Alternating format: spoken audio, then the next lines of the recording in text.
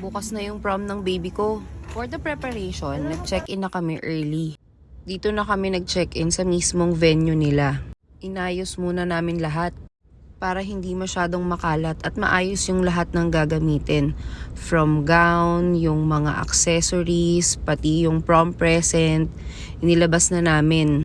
Para alam namin kung ano yung kulang, kung meron ba, makabili din agad.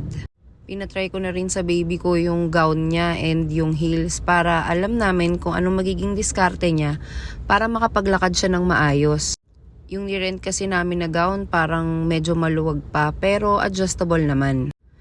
2 nights kami dito so ito yung magiging view ko for 2 nights. As early as 10 AM pinapatuyo ko na yung buhok niya kasi as per dun sa makeup team na gagawa, kailangan tuyo na yung hair niya pagdating nila. At excited ako akala mo naman ako yung magpo-prom. At ito na, malapit na matapos yung makeup and hair ng baby ko. Sayang wala yung asawa ko para makita niya yung anak niyang ganito. Grabe, super ganda. Ito yung pinaka-sweet naman na nakita ko. Yung baby sister niya at saka yung aking panganay is magkasama.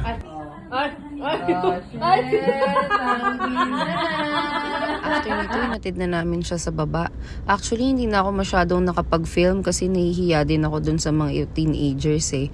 Pero kinabukasan, ito ang aking baby girl, ang dami niyang flowers. So, feeling ko naman nag-enjoy siya.